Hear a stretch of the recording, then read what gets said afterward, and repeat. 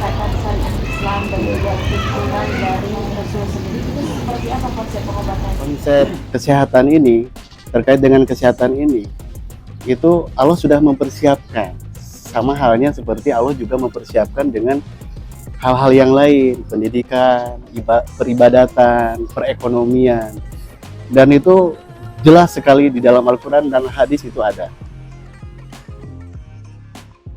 Terkait dengan penyakit, dasarnya sih sebenarnya penyakit itu ada karena Allah ingin menguji terhadap hambanya. Nah, tapi di saat penyakit itu diciptakan oleh Allah, otomatis penawarnya ada, gitu.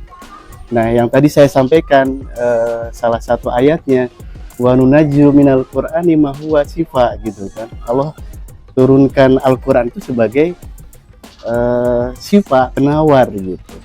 Jadi apapun penyakitnya, maka Allah siapkan juga obatnya. Tinggal bagaimana kita ikhtiar yang maksimalnya untuk meraih penyembuhan dengan metode-metode yang sesuai dengan keluhan itu sendiri.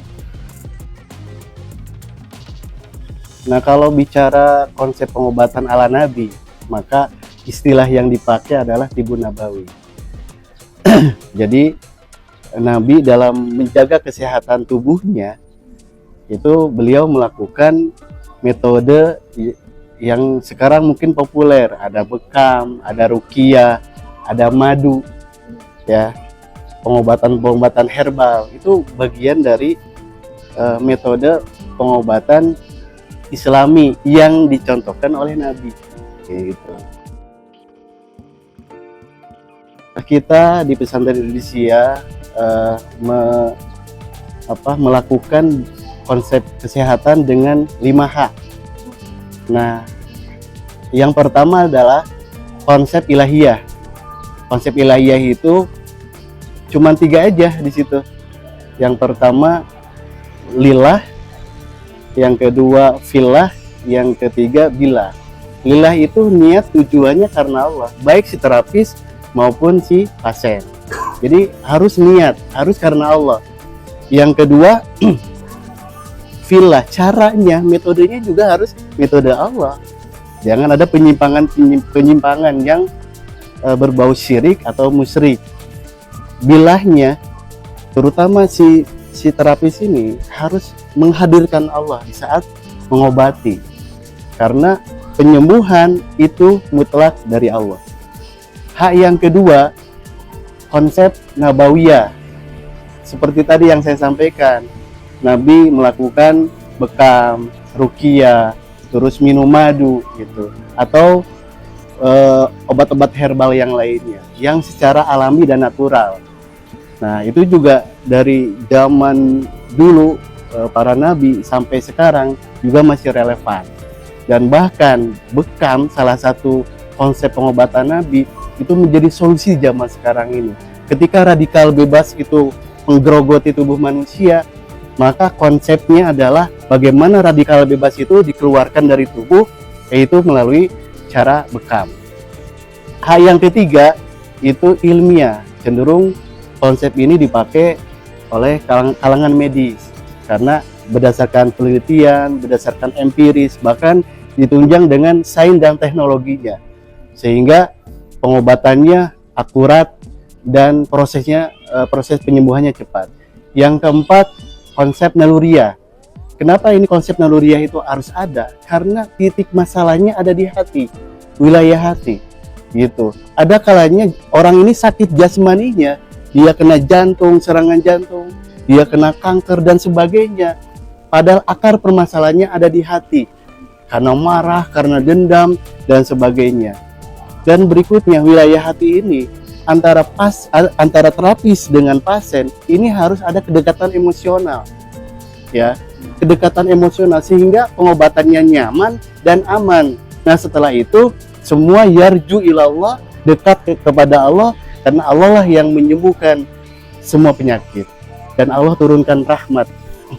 Dan yang terakhir, yang kelima adalah konsep alamiah. Konsep alamiah itu yang tadi, dengan cara minum madu, dengan maka buah-buahan, sayur-sayuran gitu kan, ada herbal segala macam. Dan ada juga metode yang seperti totok jari petir, ada refleksi, itu semua konsepnya konsep alamiah atau konsep natural. Itu terkait dengan konsep kesehatan atau pengobatan 5H. Dan selanjutnya maka penuhi 5T agar kondisi badan kita itu atau proses pengobatannya lebih cepat. Allah turunkan rahmat kesembuhan. Yang pertama adalah kita harus punya niat, ya. Jangan ujuk-ujuk kita ke dokter atau ke tempat terapi itu kita tidak punya niat apa-apa. Ada istilah coba-coba. Tidak bisa seperti itu. Harus ada niat. Tadi lillah, fillah, billah. Yang kedua adalah usahanya harus kuat, harus maksimal gitu. Yang ketiga metodenya harus akurat. Yang keempat obatnya harus tepat. Dan yang terakhir semua kita serahkan ke Allah Subhanahu wa taala. Dengan ruqyah, maka ini problemnya selain jasmani lebih cenderung ke problem ruhani atau batiniah atau yang gaib. Maka kita di dalam teori ruqyah ada 4 hal yang harus kita kupas sebagai deteksi awal. Apakah ini orang tuh ada gejala kemasukan jin kah atau tidak? Nah, yang 4 hal itu, yang pertama adalah orang itu dipastikan punya sifat marah. Ya, sifat marah.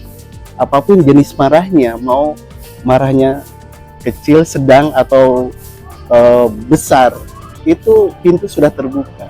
Jadi jin itu akan mudah lalu lalang masuk ke dalam diri kita. Yang kedua, punya aurat zikir yang tidak jelas ijazahnya, siapa pemberinya, gitu.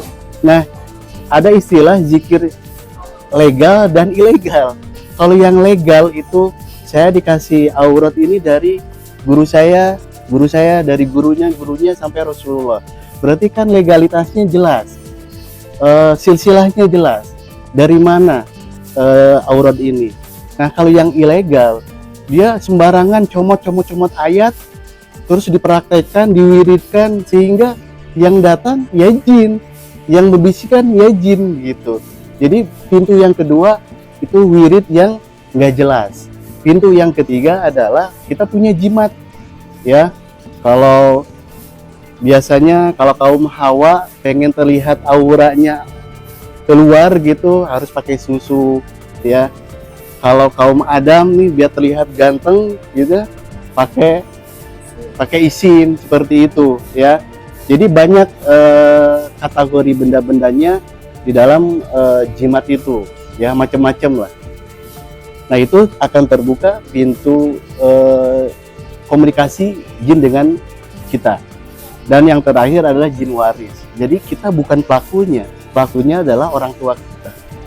Kita yang tidak berdosa, yang melakukan dosanya orang tua kita, yang melakukan perjanjian di masa lalu, sehingga imbasnya jin itu terus meminta pertanggungjawaban ke anak keturunannya, dan itu pintunya akan terbuka walaupun kita bukan pelakunya.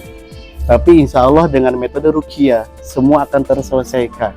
Yang penting harus ada niat, harus ada ikrar kalau dalam ruqyah itu. Jadi saat ini harus memutus mata rantai perjanjian dengan bangsa jin dan menutup semua pintu, dan itu harus ditinggalkan semua. Kalau ada jimatnya harus dilebur, harus dinetralisir, kalau bisa harus dibuang, jangan sampai ada pada diri kita gitu. Jadi barangkali terkait dengan ruqyah seperti itu. Penuhi hak tubuh Anda, maka Anda akan baik-baik saja. Insya Allah sehat lahir batin, dunianya sehat, insya Allah di akhirat juga kita akan selamat.